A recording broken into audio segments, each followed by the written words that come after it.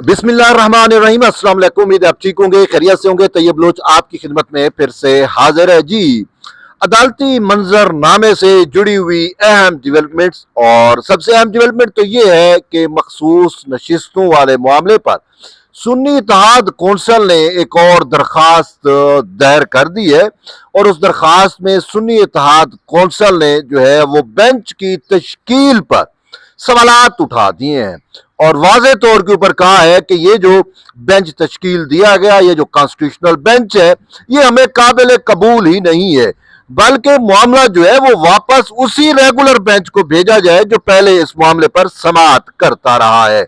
सुन्नी इत्तेहाद council ने अपनी दरखास्त में सबसे अहम जो मुतालबा किया है वो यही है कि हमें हमारा मंसूर अली शाह वापस कर दें। यानी जस्टिस मंसूर अली शाह को जो है वो सुन्नी इत्तेहाद कौंसिल ने वापस मांगा है और कहा है कि हमें वही बेंच तस्लीम होगा जिसकी सरबराही अपने मंसूर अली शाह साहब कर रहे होंगे। उसके अलावा जो भी बेंच बनता है या जो भी बेंच तश्कील दिया गया या जो समाअत करता है वो बेंच जो है वो दुरुस्त नहीं है। सुप्रीम कोर्ट के रूल जो हैं वो माने हैं, वो मना करते हैं कि जो नजरसानी का मामला है वो सिर्फ वही बेंच सुन सकता है जो पहले जो मरकजी केस जिस बेंच ने सुना था। तो उन्होंने इस हवाले से कहा है कि जी इनके आर्टिकल 128 के तहत ये नजरसानी जो है वो मरकजी बेंच का और मरकजी केस का तसलसल है, इसको उसी बेंच में जो है वो समाअत के लिए मुकर्रर किया जाए। अच्छा, इसके साथ साथ सुन्नी इत्तेहाद कौंसिल की ये जो दरखास्त है ये दायर की है जी वो एक बड़े नामवर वकील हैं, बल्कि आजकल तो आप उसे कह सकते हैं कि वकील कम सेनेटर है। क्या नाम है उनका, वो हामिद खान साहब। हाँ, वो हामिद खान साहब जो कह रहे थे कि 26वीं तरमीम अगर आई तो वकला इसकी जो है वो ईंट से ईंट बजा देंगे, और बाद में देखा कि वो ईंट से ईंट तो ना बजी। तो बहरहाल अब जो है ये इन्होंने दरखास्त दायर की है और सॉरी टू से हकीकत ये है कि ये जो दरखास्त दायर की गई है इस दरखास्त में जो है वो झूठ बोला गया है, सफेद झूठ बोला गया है। गुमराह कौन ये दरखास्त है, गुमराह करने की कोशिश की गई है सुप्रीम कोर्ट ऑफ पाकिस्तान को और उसके इस कॉन्स्टिट्यूशनल बेंच को। अब ये मैं हवा में बात नहीं कर रहा, बेसिकली जो है अगर आपको आइडिया है कि जब सुप्रीम कोर्ट में या अदालतों में दरखास्त दायर की जाती है किसी भी मुद्दे पे तो साथ एक एफिडेविट भी लगाया जाता है, बयान हलवी जिसे आप कहते हैं।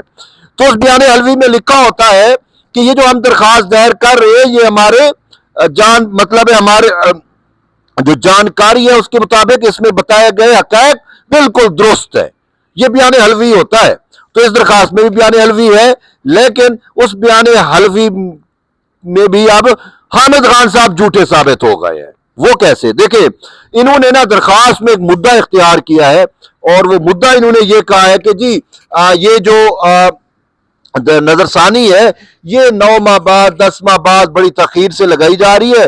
और उस वक्त के जो चीफ जस्टिस थे काजी फैज ईसा साहब, उन्होंने जान के नजरसानी दरखास्त जो है वो समाअत के लिए मुकर्रर नहीं की थी, बल्कि वो इस इंतजार में थे कि जो है वो 26वीं तरमीम आए और फिर नजरसानी जो है ये लगे। तो अब ये झूठ कैसे है, आपको याद होगा कि जो ही जो है वो मंसूर अली शाह की ये मैटर आए, मंसूर अली शाह का ये फैसला आया, 8 जजेस वाला फैसला आया, तो तहरीके अपना मुस्लिम लीग नून की जानिब से, पीपल्स पार्टी की जानिब से जो है फौरी तौर के ऊपर सुप्रीम कोर्ट में उस मुख्तसर फैसले पे नजरसानी दरखास्त दायर की गई। और जो ही नजरसानी दरखास्त दायर हुई तो उसमें जो है ये जस्टिस काजी फैज ईसा ने वो कमेटी का इजलास बुलाया, जजेस की कमेटी का, और कहा कि देखिए जी ये रजिस्ट्रार का नोट आया है, ये एप्लीकेशन आई है और रूल्स के मुताबिक जो है एप्लीकेशन 14 रोज में फिक्स की जानी होती है, तो इस पे हम बेंच बनाते हैं और इस पर जो है वो समाज जो है वो शुरू करते हैं।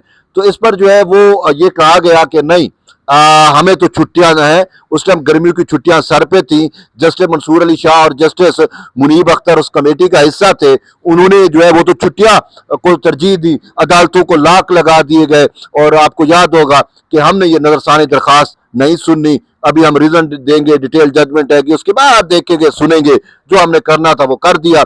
और फिर आपको याद होगा कि अब 26वीं तरमीम और आई और इतने अरसे से ये मामला जेर समात रहा, लेकिन यहाँ पे सफेद झूठ गलत बयानी क्या है, ये जो हामिद खान ने की है कि काजी फैज ईसा साहब ने जानबूझ के ये चीज नहीं लगाई। बात यह है कि वो जो कमेटी का इजलास हुआ था, मंसूर साहब और मुनीब अख्तर ने जो इख्तलाफ किया था, तो उसमें अक्सरियत के साथ फैसला होता है और अक्सरियत वाला के साथ जो फैसला होता है वही सर्वाइव करता है। तो काजी साहब को तो तना कर दिया गया था, काजी साहब तो लगाना चाह रहे थे और आपके मंसूर और मुनीब अख्तर ने नहीं लगने दी। और आज जब आप कह रहे हैं कि हमें हमारा मंसूर वापस करो, तो ये पूछ लेते सही मंसूर अली शाह से कि आपने उस वक्त तो ये कहा था, तो आपने ये दरखास्त में गलत बयानी की क्यों है।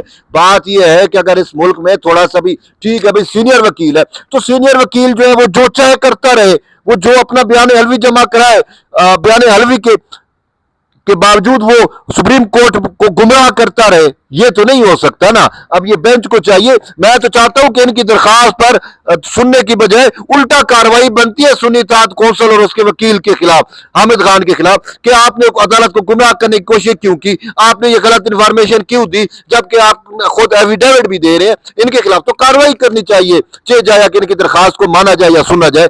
अच्छा, फिर इसमें इन दरखास्तों में और भी इन्होंने बहुत सारी चीजें उठाई हैं। बहरहाल अब इसमें इनका मैटर ये है कि ये 11 रुकनी बेंच जो है वो दरखास्त ना सुने और जो है वो पुराना बेंच हो और वो, लेकिन हकीकत ये है कि एक साइड पे ठीक है सुप्रीम कोर्ट के रूल्स हैं, अब वो रूल्स तो अमेंड होने हैं, क्योंकि अब तो ओवरऑल सुप्रीम कोर्ट का स्ट्रक्चर ही चेंज हो गया, चीजें नई आ गई है। 26वीं तरमीम के बाद हर चीज डिफरेंट हो गई है। अगर रूल्स को एक साइड पे रूल्स हो, एक साइड पे आइन हो, तो कौन प्रिवेल करेगा? आईने पाकिस्तान प्रिवेल करता है ना। आइन में तो ये लिखा हुआ है, और आइन में ये लिखा हुआ है कि जो कॉन्स्टिट्यूशनल मैटर है, जो इस टाइप के मैटर है, उसको लिए कॉन्स्टिट्यूशनल बेंच बैठेगा, तो वो कॉन्स्टिट्यूशनल बेंच है। अच्छा, फिर कहते हैं जी ये जो जुडिशियल कमीशन है, इसमें ये पोलिटिसाइज हो गए, नून लीग बैठती है और इसमें पीपल्स पार्टी बैठती है। वो नकल के अंधू ने ये नहीं बताया कि उसमें तरीके इंसाफ भी बैठती है।